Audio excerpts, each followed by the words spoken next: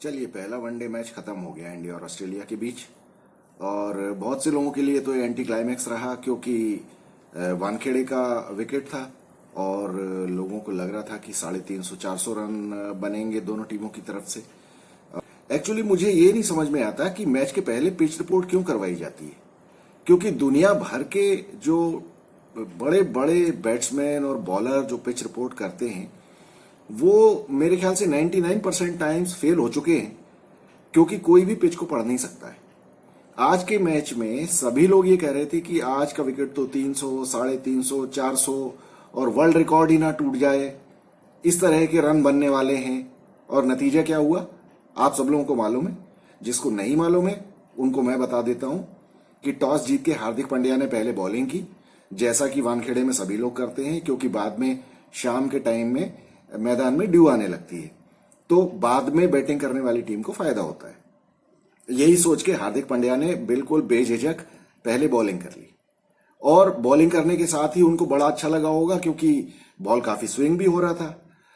और शुरू में हालांकि स्विंग होने के साथ भी मोहम्मद शामी ने जो पहला ओवर फेंका, वो हमेशा, वो जितने अच्छे बॉलर हैं वो पहला ओवर उतना ही खराब फेंकते हैं, चाहे वो टेस्ट मैच हो चाहे वो वनडे मैच हो। और आज भी उन्होंने वही किया। वो ये लेग साइड में वाइड और ऑफ साइड में वाइड, और इस तरह से मुझे समझ में नहीं आता कि ये पहले से वार्म अप करके और एक ओवर बाहर फेंक के क्यों नहीं आते हैं प्रैक्टिस पिच पे। मेरा हमेशा से कहना है, मैं I am big fan of Mohammed Shami, लेकिन ये शिकायत मेरी उनसे हमेशा रहेगी। खैर, मिचेल मार्श ने जो धुनाई चालू की तो उन्होंने 65 बॉल में 84 रन ठोक दिए।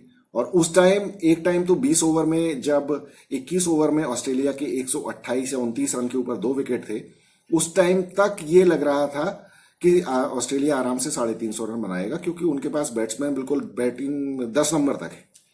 लेकिन उसके बाद क्या हुआ, 159 पे 169 पे तो उनके 4 विकेट हो गए, और उसके बाद 188 पे तो ऑल आउट ही हो गए। जडेजा ने 2 विकेट लिए, हालांकि जडेजा ने बहुत अच्छे विकेट लिए, जो उन्होंने मिचेल मार्श को आउट किया और लेबुशेन को आउट किया। कुलदीप यादव ने भी 1 विकेट लिया, और मोहम्मद शामी और मोहम्मद सिराज, इन दोनों ने 3-3 विकेट निकाल के ऑस्ट्रेलिया को 36वें ओवर में ही 188 पे ऑल आउट कर दिया।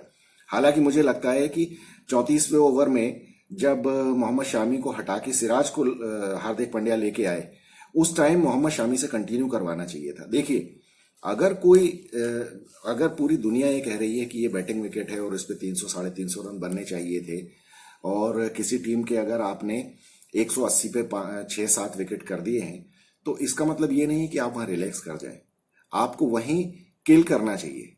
और मोहम्मद शामी ने 1 ओवर पहले ही विकेट लिया था, विकेट मेडन ओवर फेंका था, उसके बाद उनको चेंज करने की क्या जरूरत थी। आपको उसी टाइम विकेट लेके और मैच को खत्म करना चाहिए। क्योंकि कभी कभी हम ये सोच लेते हैं कि अरे ये तो ट्रेडिशनली बैटिंग विकेट है, और ऑस्ट्रेलिया की टीम, हालांकि शुरुआत ऑस्ट्रेलिया की बहुत अच्छी हुई थी और वो गलती से 188 पे ऑल आउट हो गए, लेकिन बाद में क्या हुआ ये हम सब ने देखा। मैच में इंडिया को वो 188 करने में नाको चने चबाने पड़ गए। और उसमें क्या हुआ, आपने ये देखा कि बाद में जो बैटिंग इंडिया ने की है उसमें ज्यादा बॉल स्विंग हो रहा था। मतलब ये वानखेड़े के लिए बिल्कुल ही अजीब सी बात थी। और इसमें विकेट, डेफिनेटली विकेट ग्रीन था। और शाम के टाइम जो भी ग्राउंड्स सी बीच के पास होते हैं वहां थोड़ी सी स्विंग ज्यादा होती है, और अगर ग्रीन विकेट है तो डेफिनेटली स्विंग ज्यादा होगी। और फिर ऑस्ट्रेलिया की टीम के जो बॉलर्स हैं वो कोई छोटे मोटे बॉलर्स नहीं है, वो भी वर्ल्ड क्लास बॉलर्स हैं, वो वर्ल्ड नंबर 1 टीम है। तो हालांकि जब 188 चेज करने के लिए इंडियन बैट्समैन उतरे, तो ये काफी अच्छा टारगेट होना चाहिए था, काफी इजी टारगेट होना चाहिए था। लेकिन यहां पे मुझे एक शिकायत है इंडियन बैट्समैन से, जब आपको मालूम है बॉल स्विंग हो रहा है तो आप क्रीज से क्यों खेल रहे हो, आप क्रीज से 1 फुट आगे क्यों नहीं आके गार्ड लेते हो। ये किसी भी बैट्समैन को मैंने करते हुए नहीं देखा है आज। देखिए, कॉमन सेंस की बात है, जब बॉल स्विंग हो रहा है और अगर आप क्रीज पे खेलेंगे या बैकफुट पे खेलेंगे तो ऑब्वियसली आप बॉल को ज्यादा टाइम दे रहे हैं, ज्यादा एयर दे रहे हैं स्विंग होने के लिए, तो आपके बीट होने के उतने ही ज्यादा चांसेस है।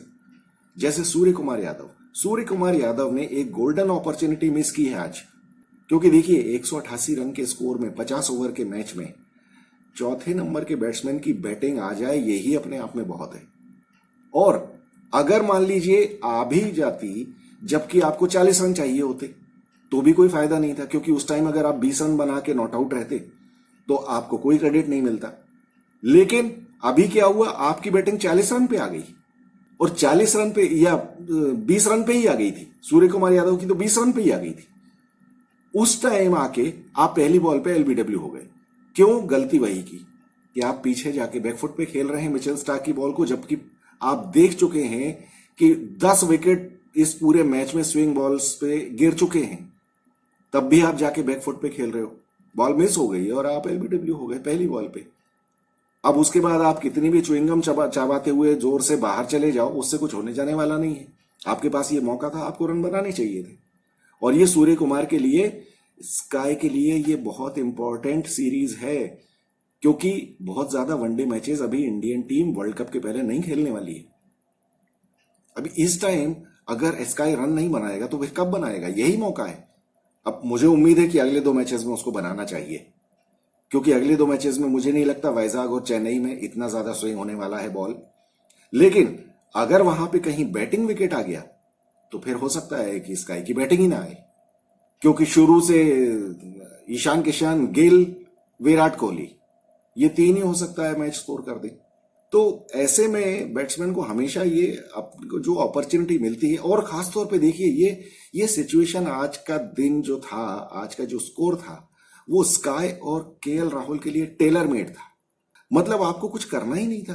3 का आस्किंग रेट आपको बनाना है। आपको करना क्या है? आपको सिर्फ विकेट बचाना है।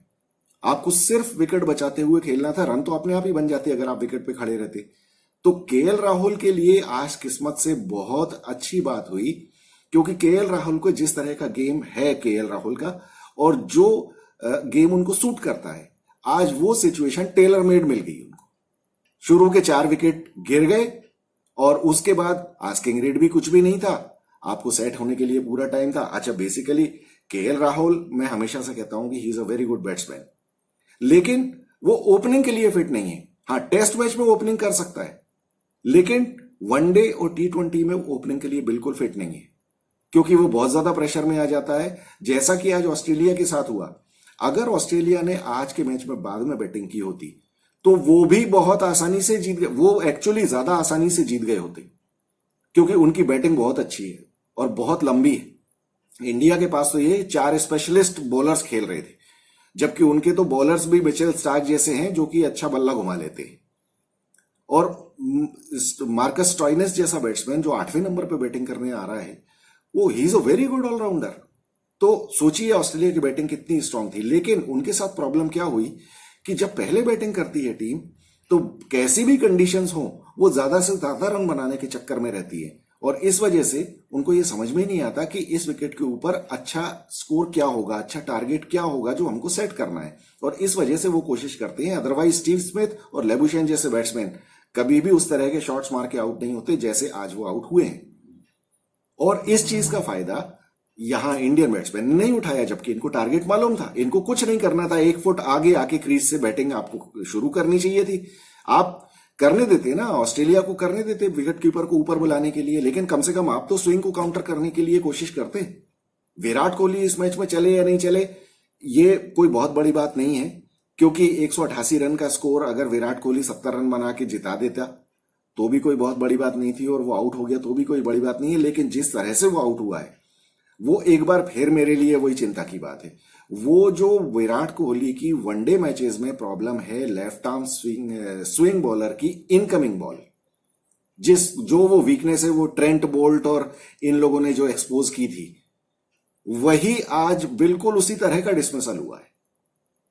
तो अब आप देखना अगले 2 मैचेस में भी विराट कोहली के अगेंस्ट यही टैक्टिक होने वाली है कि मिचेल स्टार्क वो विराट कोहली को इन स्विंग बॉल ही मारने वाला है। आप देखते हैं विराट कोहली क्या करते हैं आगे के मैचेस में। और लेकिन अगर बॉल स्विंग नहीं हुआ तो फिर बल्ले बल्ले, फिर तो कोई प्रॉब्लम ही नहीं है। तो अभी मजा आने वाला है। हालांकि ऑस्ट्रेलिया के कप्तान स्टीव स्मिथ ने एक चांस मिस कर दिया। देखिए, इंडिया के 16 रन पे 3 विकेट थे, उसके बाद कुछ पार्टनरशिप लगी, 40 पे 4 हुए, फिर उसके बाद 44 रन की पार्टनरशिप लगी, जबकि हार्दिक पांड्या और केएल राहुल ने 44 रन जोड़े पांचवें विकेट के लिए। उस टाइम हार्दिक पांड्या जब आउट हुए, हार्दिक पांड्या के आउट होने के टाइम पे 83 फॉर 5 स्कोर था। जब रविंद्र जडेजा बैटिंग आए, स्टीव स्मिथ को यह समझना चाहिए था कि बस यही लास्ट पेयर है।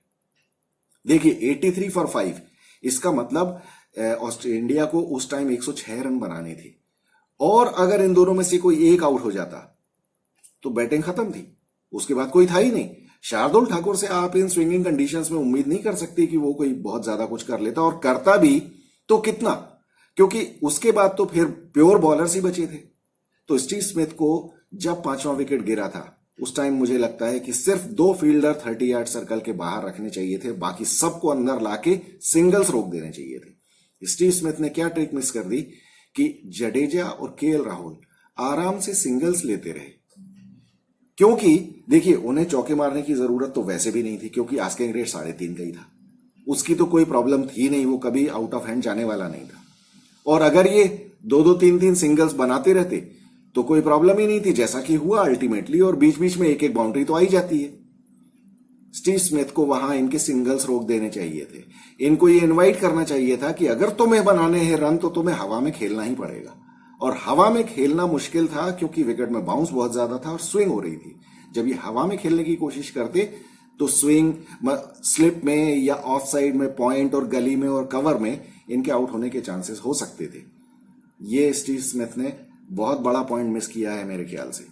बाकी तो मैच में ऐसा कुछ था नहीं, ये जब इनको रन बनाने की कोई जल्दी नहीं थी, तो केएल राहुल के लिए तो इससे बढ़िया तो कोई सिचुएशन हो ही नहीं सकती थी कि एज एन ओपनर आपको सिर्फ अपना विकेट बचाना है, रन तो अपने आप 1-1, 2-2, 3-3 बन ही रहे हैं, और आपको करना क्या है।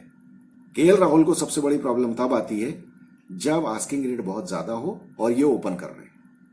अभी जनवरी में श्रीलंका के अगेंस्ट बीच केएल राहुल ने जो एक 5वें नंबर पे आके इसी तरह मैच जिताया था, उसमें भी यही था कि आस्किंग रेट कुछ नहीं थी।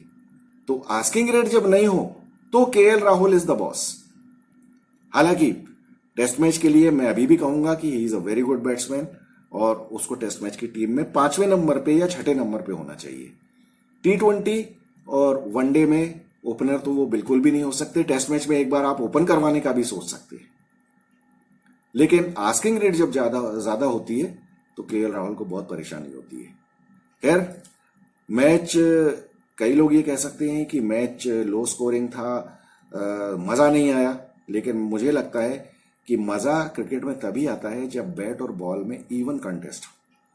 तो आज के मैच में बैट के ऊपर बॉल थोड़ी सी ज्यादा भारी थी, लेकिन जो स्किलफुल बैट्समैन थे जैसे मिचेल मार्श और जडेजा और केएल राहुल, इन लोगों ने बताया कि बैटिंग भी की जा सकती है, और बॉलर्स की भी चांदी रही। बॉलर्स ने बहुत अच्छे बॉलिंग किया, और मिचेल स्टार्क ने बहुत अच्छी बॉलिंग की, सिराज और मोहम्मद शामी ने बहुत अच्छी बॉलिंग की। तो कभी कभी लिमिटेड ओवर क्रिकेट में बॉलर्स को भी चांस देना चाहिए। क्या ये हमेशा मतलब पट्टे वाली विकेट बना के और सिर्फ बॉलर की धुनाई होती है, वो देखने में भी मजा नहीं आता है। तो क्योंकि क्या होता है, उसमें बैट्समैन की स्किल पता नहीं चलती है, और बॉलर तो बेचारे हेल्पलेस हो जाते हैं। तो मुझे ऐसा लगता है कि इस तरह का जो विकेट है, ये मैं तो 100 में से 95 टाइम्स देखना चाहूंगा, क्योंकि ये देखने में मजा आता है। इसमें बाकी जो लोग सिर्फ चौके छक्के देखने आते हैं, उनको T20 मैचेस देखने चाहिए, और कुछ भी देखें वो मैं उसके बारे में कुछ ज्यादा कह नहीं सकता। लेकिन आज का मैच बहुत मजेदार हुआ। दोनों टीम्स ने कुछ पॉइंट्स मिस किए और कुछ बहुत अच्छा काम किया। अब देखते हैं, सीरीज इंटरेस्टिंग हो गई, क्योंकि 3 मैचेस की जो सीरीज होती है, इसमें पहला मैच जीत के आप मॉरली बहुत आगे हो जाते हैं। तो दूसरा मैच अब सामने वाली टीम को जीतना बहुत ज्यादा जरूरी होता है, उसके लिए वो नॉकआउट टाइप का मैच हो जाता है, क्योंकि अगर वो हारे तो सीरीज गई हाथ से, और अगर वो दूसरी टीम फिर दूसरा मैच जीत लेती है तो फिर तीसरा मैच एकदम फाइनल की तरह हो जाता है। तो ये अब दर्शकों के लिए भी बहुत मजेदार चीज है, और देखते हैं क्या होता है। मिलते हैं आपसे अगले मैच के बाद। Thank you so much.